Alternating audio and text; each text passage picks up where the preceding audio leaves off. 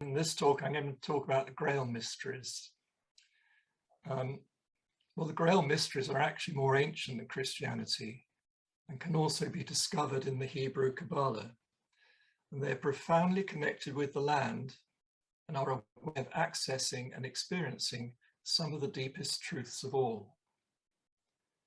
So they're quite special, these mysteries, all the teachings, the wisdom that they convey. Now, in this talk, I'm going to start with the teachings that Jesus gave at the Last Supper, as they contain the profoundest truths. But it is another thing, of course, to be able to fully understand them.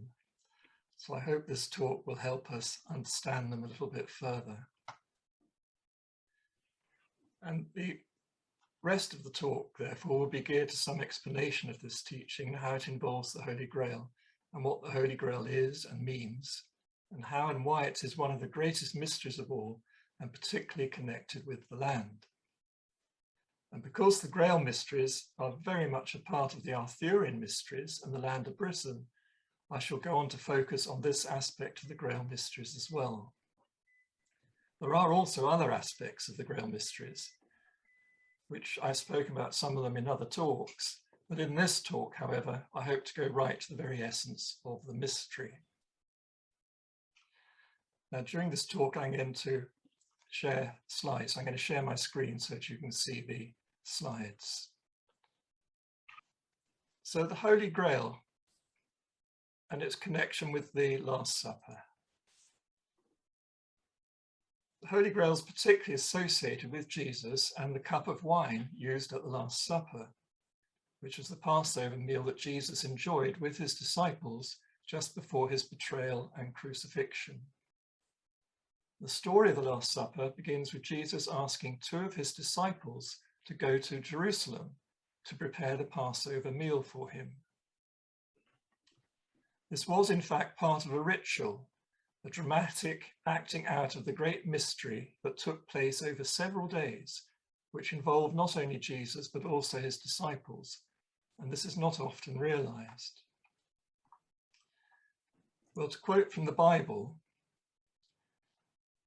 on the first day of unleavened bread, when the Passover lamb is sacrificed, his disciples said to Jesus, "Where do you want us to go and make the preparations for you to eat the Passover?" So Jesus sent Peter and John, saying to them, "Go into the city, and a man carrying a jar of water will meet you.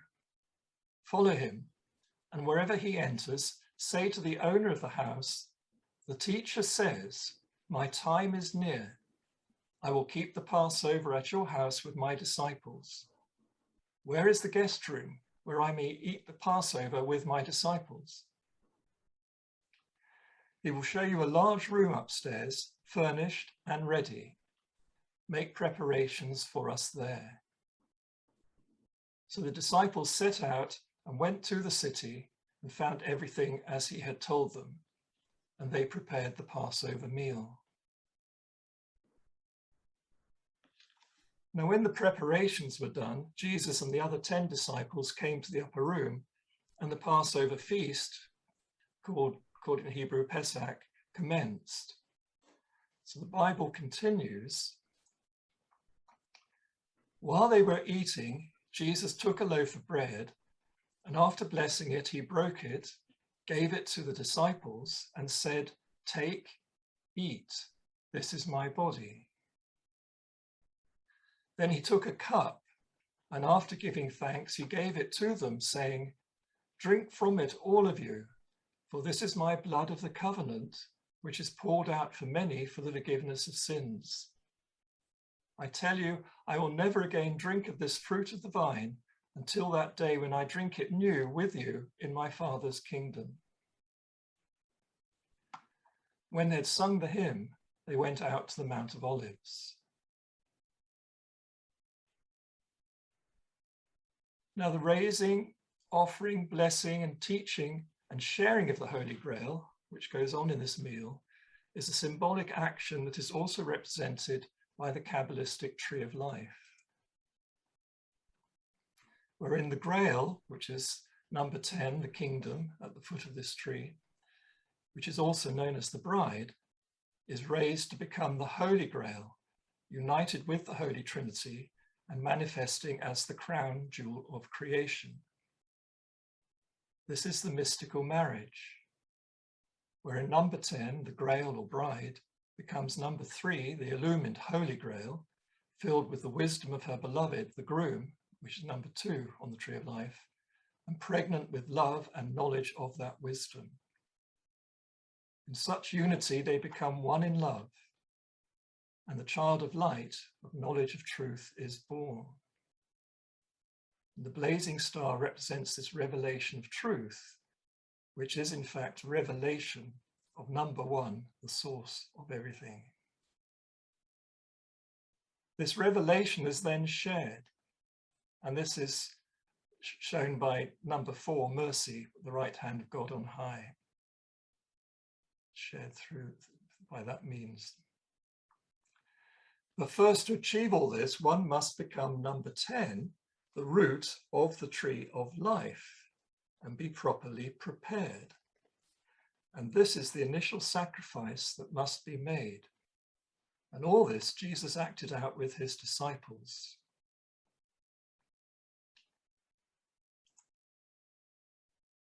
And I'm going to show here my diagram of the human chakras and the zodiac signs associated with parts of the human body and the chakras.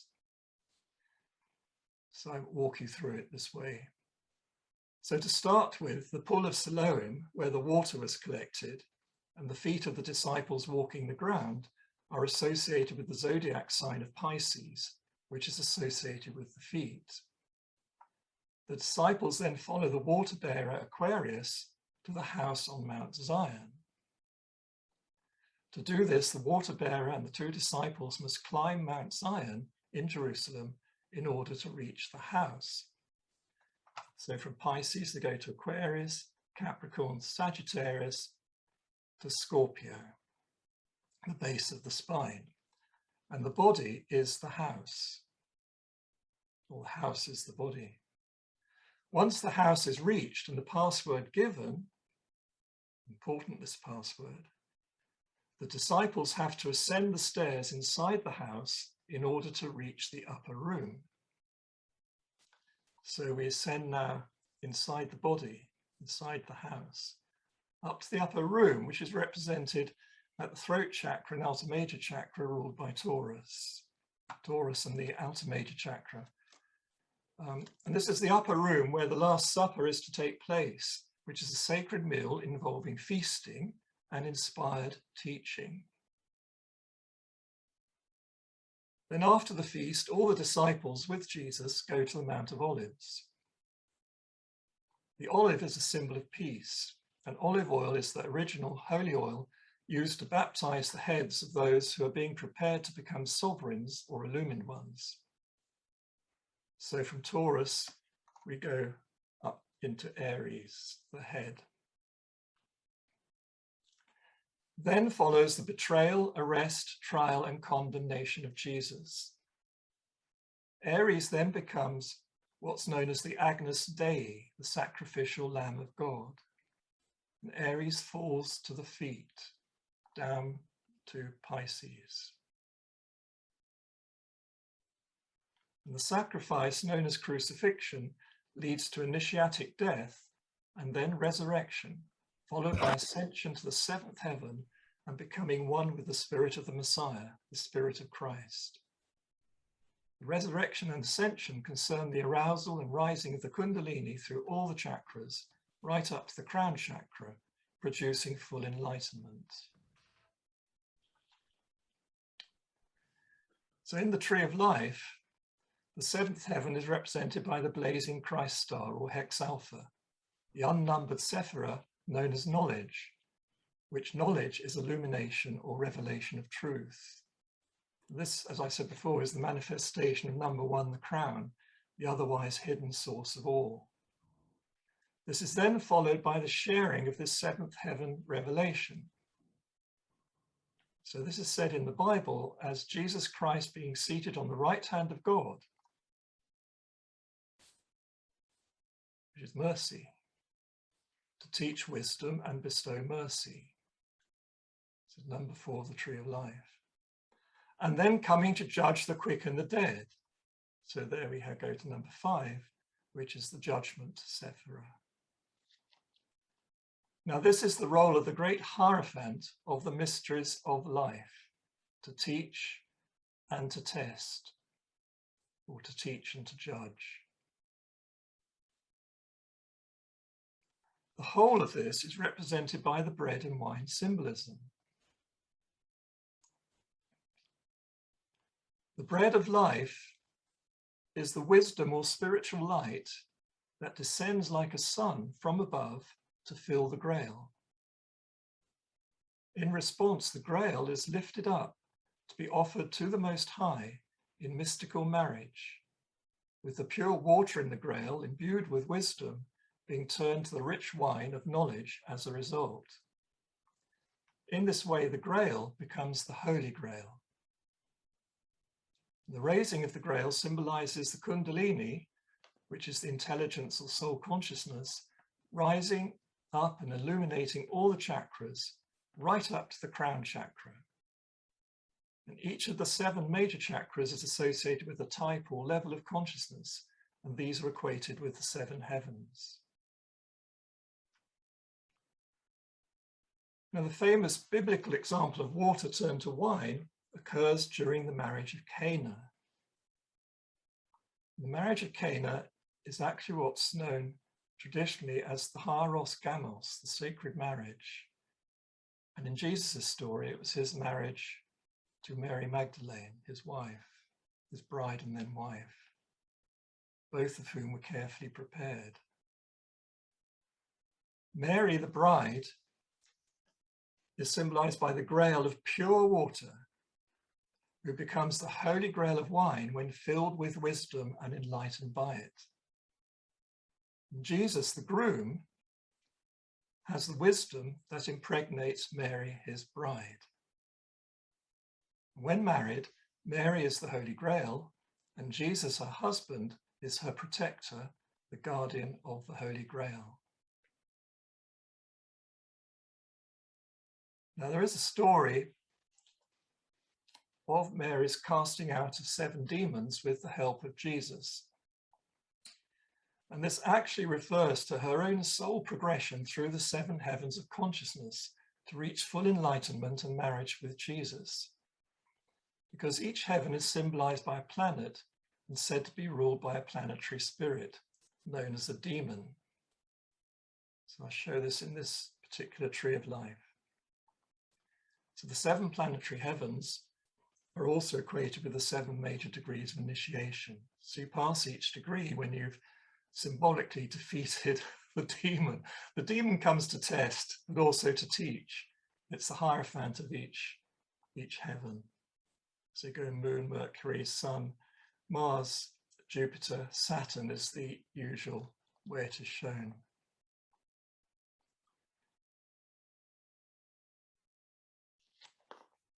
And in the 7th heaven, Mary's marriage to Jesus occurs, followed by the birth of their child of light. The 2 things happen almost simultaneously. And the child, manifestation of the unity of the parents in love and full knowledge of that love and its wisdom, that knowledge is what we call illumination, real illumination. And this is symbolized by the Christ star. Now, the Holy Grail, or the illumined soul, is also represented by what's called the face of bride, that we see in many of the works of the Renaissance, both in carvings, but also in paintings and in printed works, such as the Shakespeare works and works by Francis Bacon. This is actually a headpiece taken from Shakespeare's Venus and Adonis, from the quarto title page, and it shows the face of bride. And she's called that, the face of bride, when the marriage veil is removed from her face. So the marriage veil, you can see drop down below her chin like that.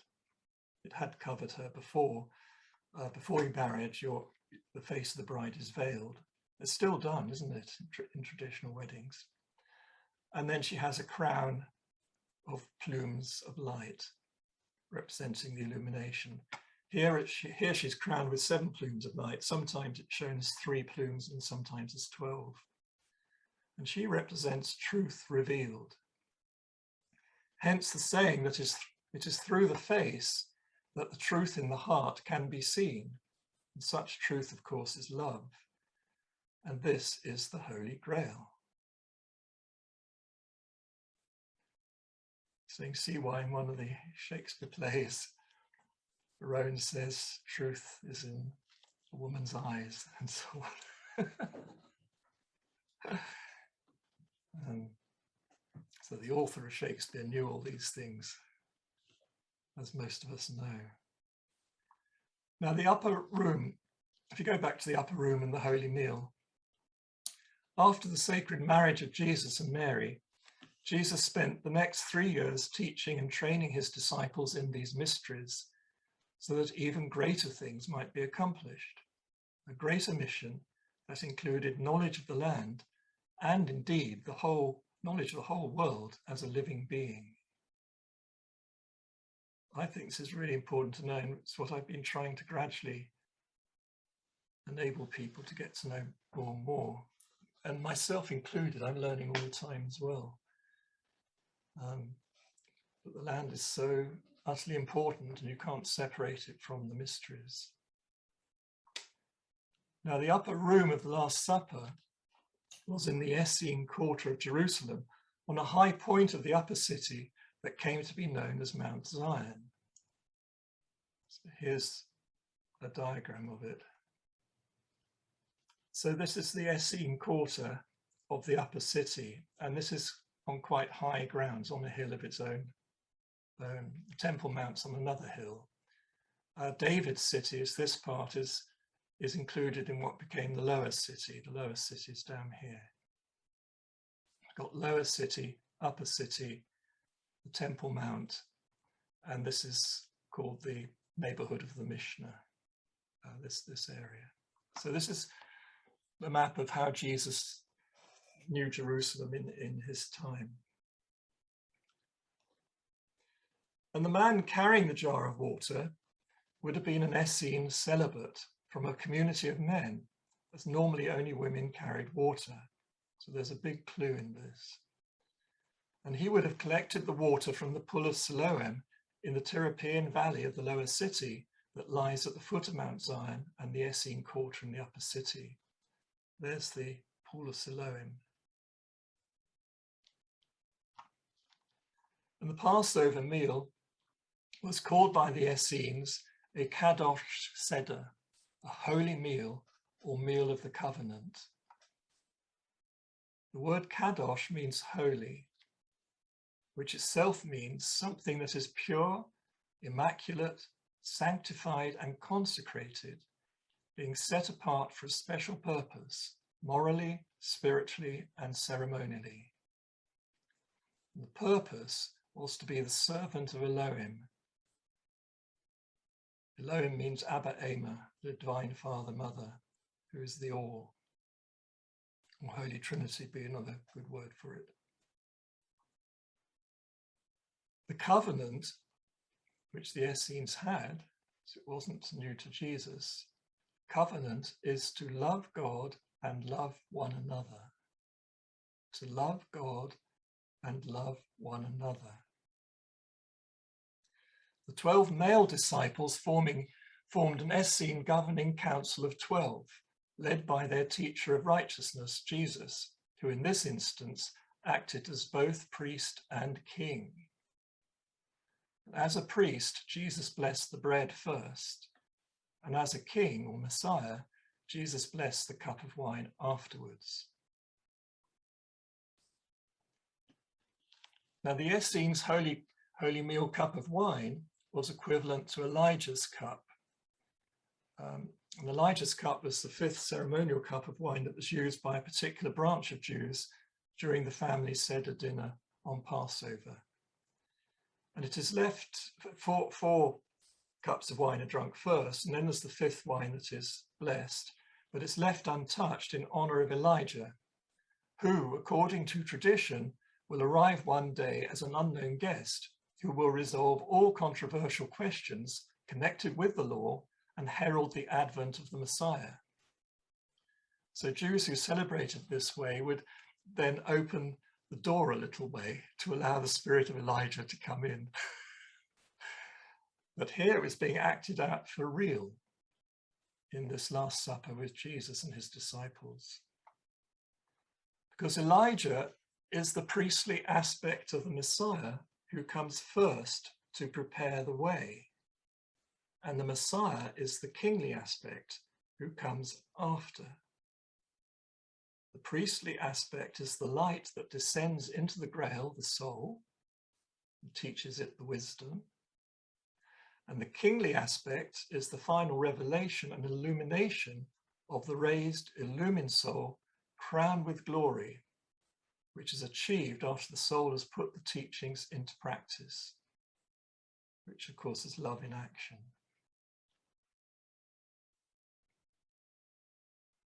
Now, the priestly role is to be the sacrifice of love.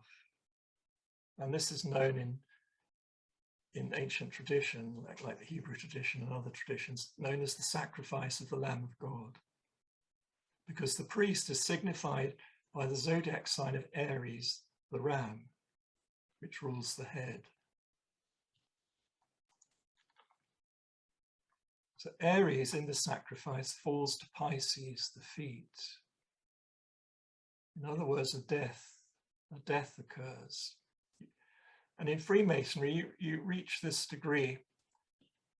In craft Freemasonry, in the third degree, you become the Master Mason, and then you die. You're hit on the head, boom, and you fall to the ground. And from the ground, you're then raised up.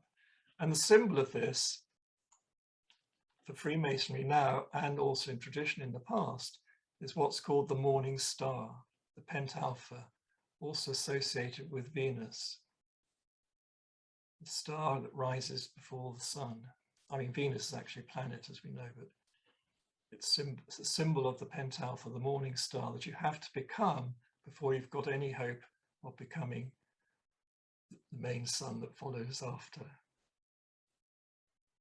And the morning star has to be sacrificed in order to become resurrected or raised, and then ascended or exalted as the Messiah, the King, the Son, S-O-N, or Son, S-U-N, of God, which nowadays we call the Christ, but the Hebrews call it the Messiah. And the symbol of this sun, or light of God, is the day star, which is symbolized the six-pointed star, the hex alpha, the blazing star, it's called, and this is the Christ. So first you have the morning star, then you have the blazing star or day star.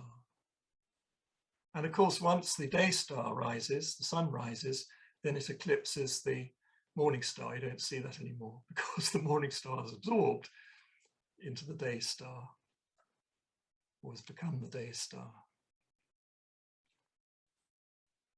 Now, all this relates to the Dionysian mysteries, which were the original Hebraic mysteries as known and practiced by Abraham and Sarah. And the Essenes were a branch of the Jews who were dedicated to practicing these original mysteries and not the later distorted versions of it, which the mainstream Jews were doing. And the meal of the covenant, the agape feast, was known as a love feast because agape in Greek word agape is what the Greeks called it instead of the holy name given to it by the Essenes. The Greeks called it an agape or love feast. And agape means the universal love. And that can be summed up by what Jesus said: love God, who is love, and love one another.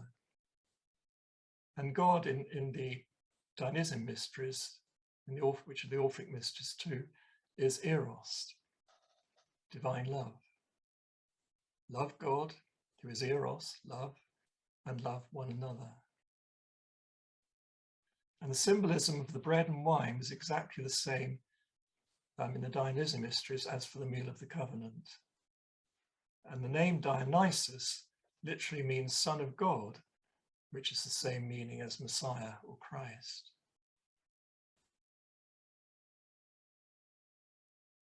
Now all this is important, of course, but another important part of this is to do with the land. So I want to take you into this now. The myth of Dionysus is summarized in the myth of Europa and the bull, and Europe, continent of Europe, is named after the Europa and bull myth.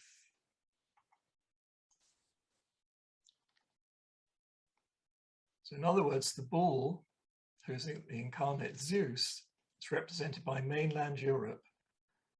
And as the myth says, it rises out of the Black Sea and flies over the ocean, which is the Mediterranean in this instance. And sitting on the shoulders of the bull is Europa, which in the Dionysian mysteries is Persephone. And this is represented by the British Isles, also known as the Goddess Isles. They're always seen as feminine in relationship to the rest of Europe, which is masculine. Now, what did Jesus do? He sent all his 12 disciples as apostles to Europe. Why? Well, he was working with the Dionysian mysteries, which are the original Hebraic and Essene mysteries, which are in turn the mysteries of the Holy Grail. So James and John were sent over to go to the Santiago, the crown of the bull of Europe, and John to the root of the bull of Europe, as it then was, crown and root. Peter was sent to Rome, and it said he took with him a Holy Grail. And that Holy Grail ended up in the end in this part of Spain. But Joseph of Arimathea was sent to Britain with a Holy Grail. And so out of this arose two Grail stories or mysteries. But in this talk, I want to focus on the British Grail myth and Joseph of Arimathea. Joseph of Arimathea is quite important to the story. He was the Virgin Mary's paternal uncle.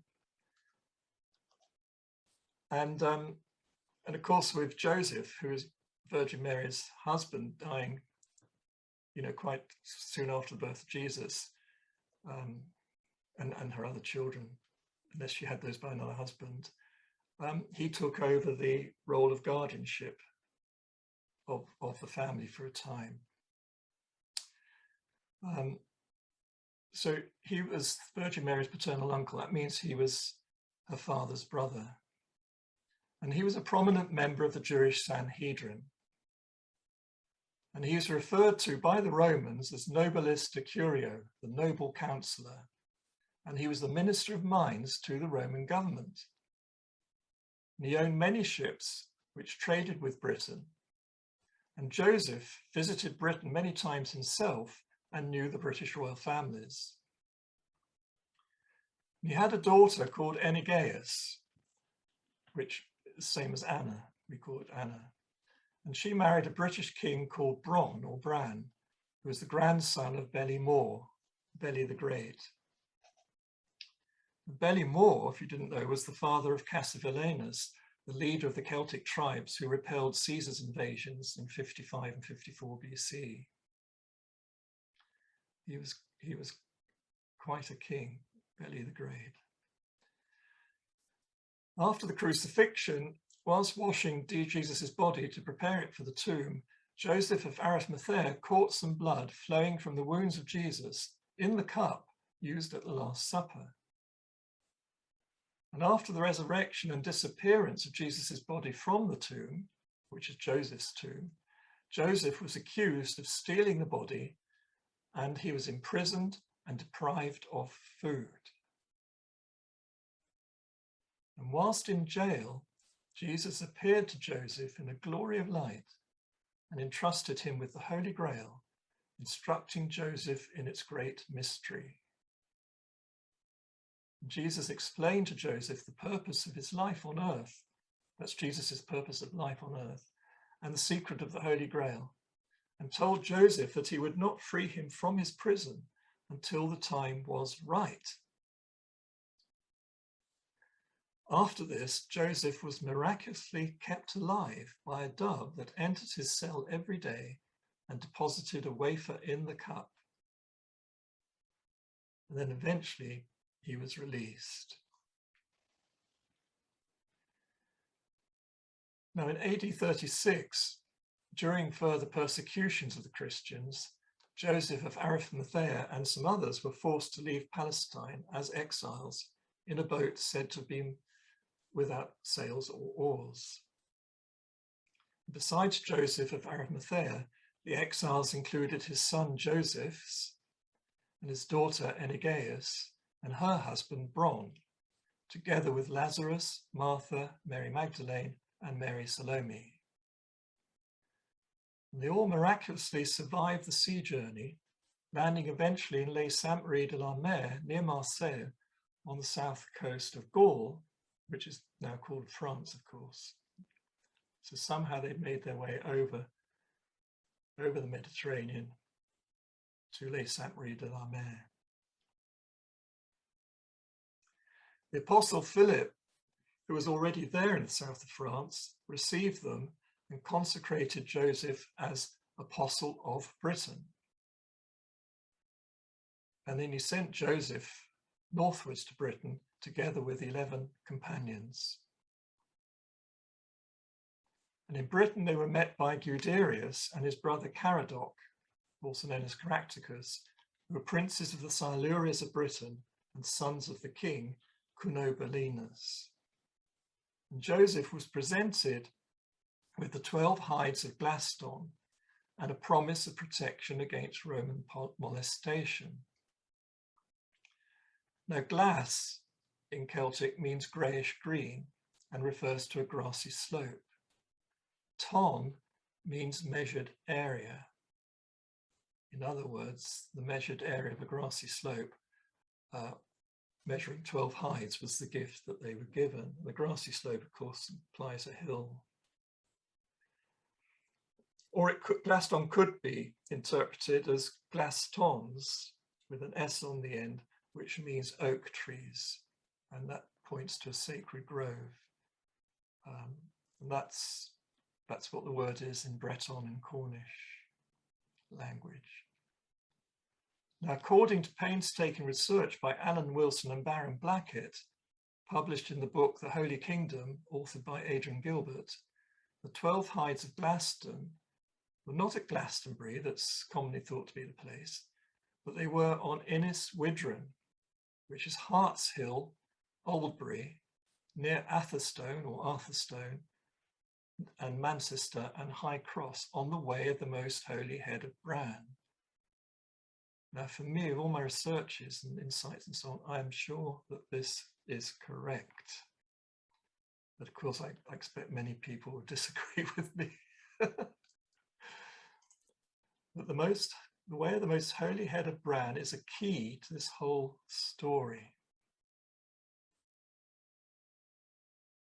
It gets its name, the root gets its name from the head of the Celtic god Bran Fenegade.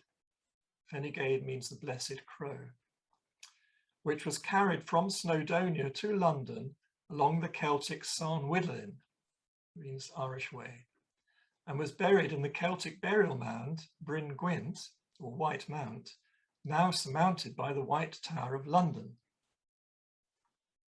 down here. So the head was conveyed from the Snowdonia area, Snowdonia and Anglesey area, all the way down this route, which became known as the Way of the Most Holy Head of Bran, or simply the Holy Way. And that's because the sacrifice of Bran's head was the equivalent to the sacrifice of the Lamb of God.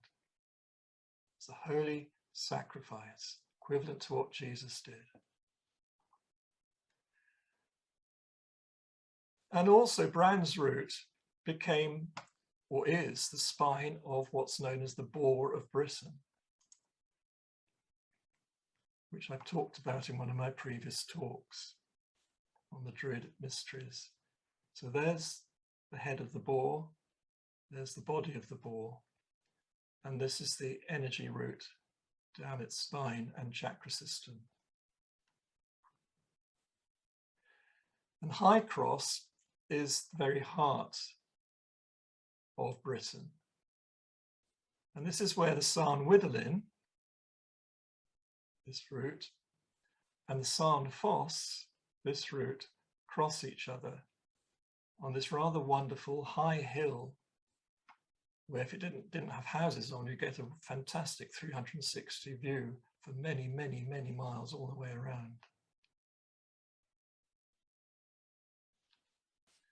And these two roads, the Sarn Wyddolin and Sarn Foss, they were two Celtic roads, which according to British tradition were laid out in the 5th century BC by the famous High Kings Malmutius and Belinus.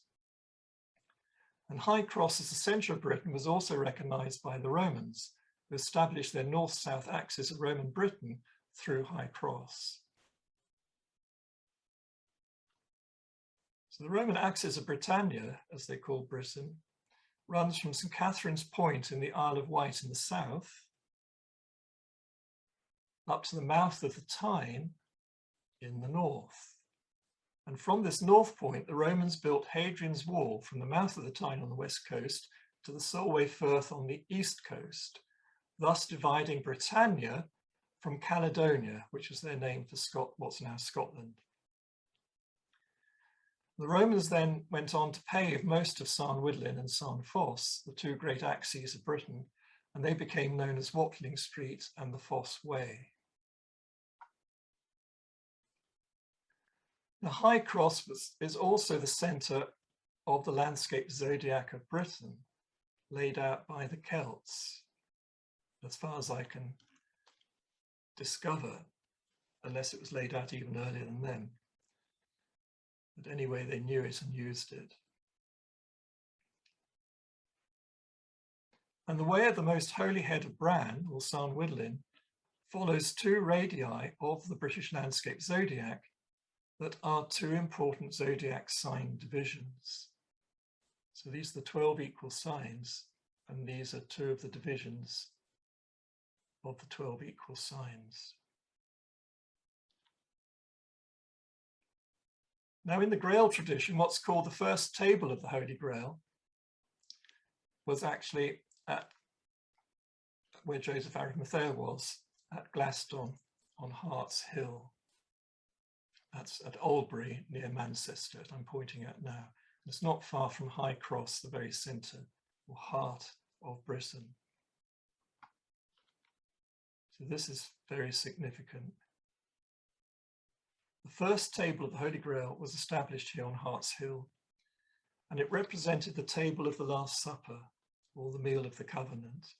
And the Holy Grail was set in the centre of the table, and the 12 companions sat around the table with a fish laid in Christ's place, the 13th seat. And then time passed, and round about AD 80, Joseph was by now a very old man and ailing in health. So he passed on the guardianship of the Holy Grail to Bron, the husband of his daughter Enigeus. Now by now, Bron had become an archdruid and the Arviragus, or High King of Britain. But in case you didn't know, Arviragus is a corruption of the Celtic title Ard Rig, which means High King. And to become High King, you also had to be an archdruid. You had to show you were good enough, in other words, in all those ways, and made a true sacrifice. As a mark of friendship and peace between the Romans and Britons, Bron's wife and High Queen Enigeus had been adopted by the Roman Emperor Claudius I and given the name Genusa. So these things are significant. You know, the Emperor of the Roman Empire, Emperor Claudius, he recognized this and honored it. So he adopted the High Queen of Britain. Now, Bron became known as Bran Fenegade, the Blessed, and also as the second keeper of the Grail, and the first Grail king. And as High King, Bran's Holy Grail, of which he was the guardian, consisted of three things: the cup that had been entrusted into his care, his wife and queen, Aenegaeus, the daughter of Joseph of Arimathea and cousin of Jesus, and also the whole land of Britain. Because in Celtic myth, Bran, as High King of Britain, was the guardian of the Cauldron of Cerridwen, a Celtic name for the Holy Grail, which grail or vessel is the land itself. And he did this well, and as a result became known as Bran the Blessed, a title derived from the Celtic god Bran Fenegade, the Blessed Crow, whose head was carried down the holy route.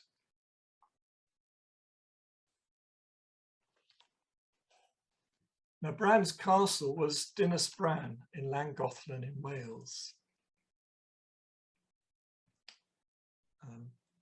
There it is on the map. On the way of the Most Holy Head, at the gateway of a series of valleys leading to Snowdonia. And the second table of the Holy Grail was established here at Dinas Bran. And Dinas Bran marks the head of the boar of Britain. So Dinas Bran, that's the head of the boar, and Dinas Bran marks the outer major chakra. Why? Well, in the celestial zodiac, the Pleiades signifies the outer major chakra, and the Pleiades are to be found in the constellation of Taurus the Bull. So here's the British zodiac, here's Taurus the Bull, and there's the Pleiades, and there's Llangollen and Bran's castle, Caer Bran. Very significant place. Now, for those who don't know about landscape zodiacs, in ancient tradition, the celestial zodiac of the sky was understood to also be found on Earth, hence the ancient Hermetic saying, which is summarized as above, so below, as below, so above, for the doing of the great work. And the ancients understood this because the wisdom is found in the land as well as in the sky.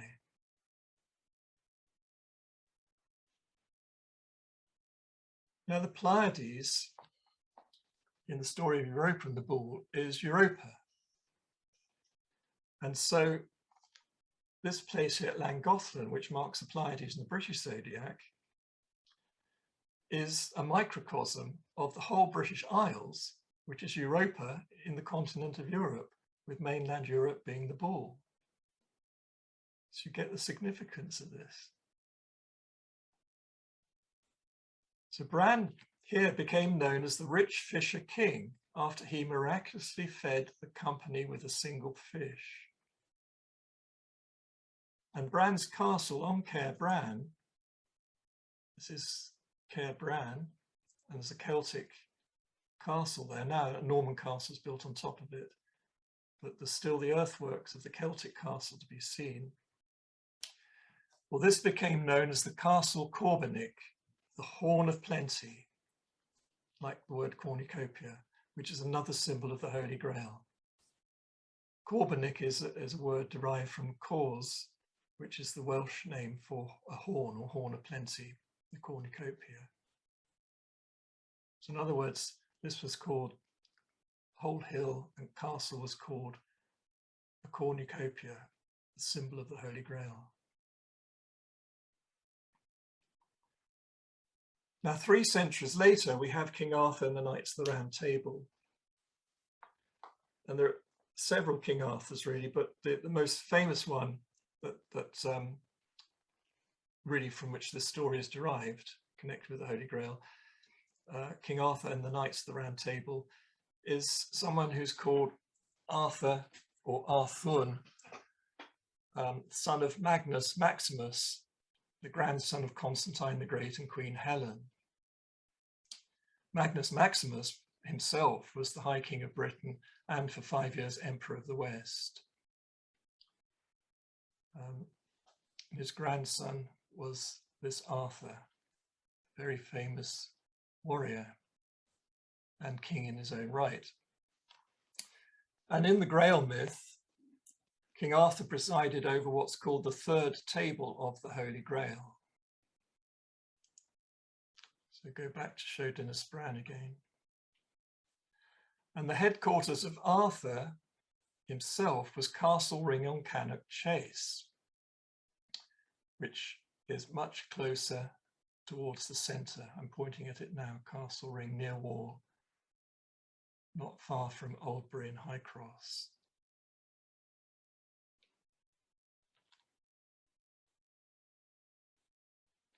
And this Castle Ring isn't exactly on the most holy route of the head of the most holy, the route of the most holy head, but it's accessed directly off it by an ancient Celtic ceremonial route 4 miles long, leading directly north from the way of the most holy head. It's quite an extraordinary place, and it still exists. It's been paved over as a road now. If anyone goes to visit it, you can see this for yourself. So it had very, very special ceremonial significance, in other words. It wasn't just a castle, it was more than just that.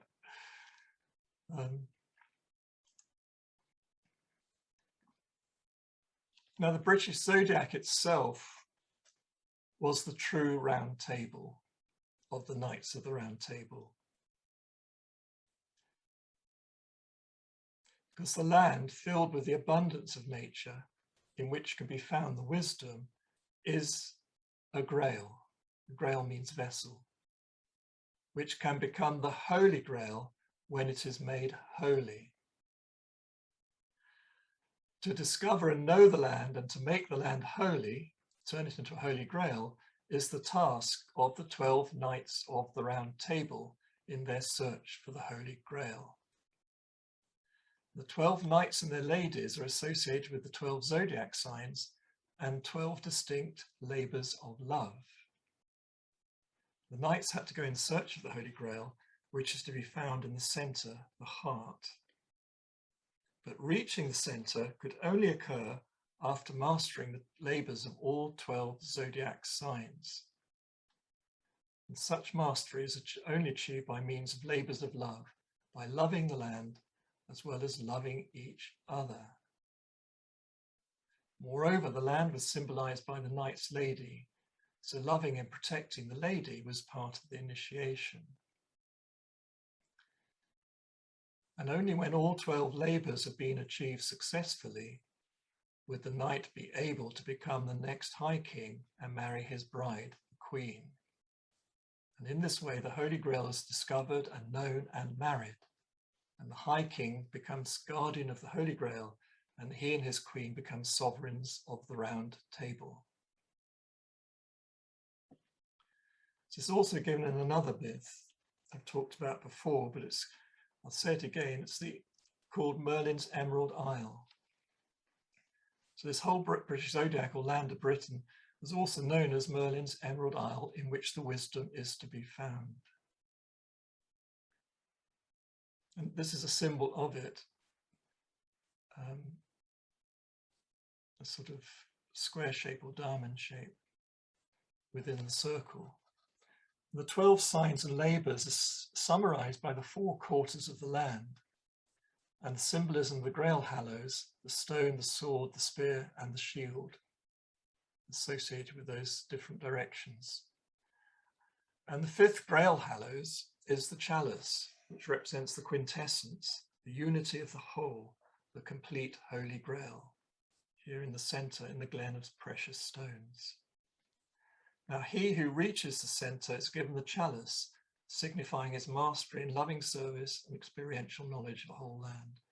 So in summary of the 12 labours, the knight has to first of all draw the sword out of the stone, where it's embedded, and then he masters the sword, and then he gets a better sword from the Lady of the Lake, and then he goes on to win the spear, and then he has to win the shield as a guardian and protector of the land and the ladies, and so on.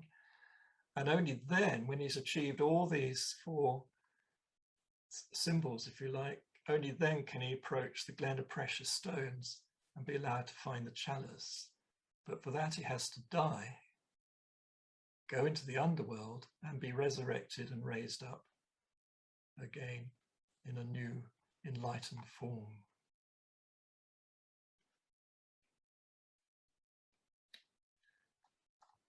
So in the zodiac, the center is here at High Cross.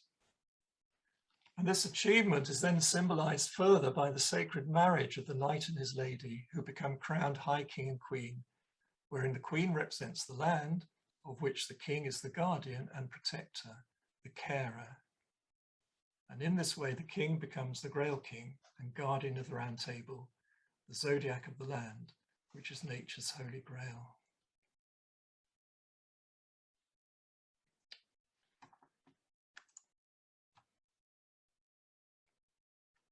Well, each of us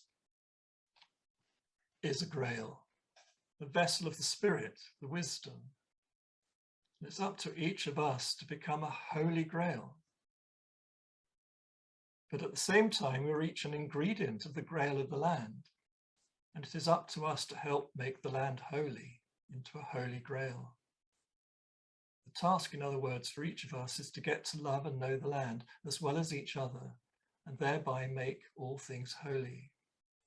And such holiness is symbolized as becoming a drop of wine within the chalice of the land and helping the chalice to become completely filled with wine. The wine-filled holy grail of the land is then intended to be raised up, offered to the infinite love, blessed by that love, and then shared freely amongst all in love. The wine itself is symbolic of knowledge born from love in action, and such knowledge is illumination and joy. So there we are, the Grail mysteries. I hope you've enjoyed the talk. Thank you.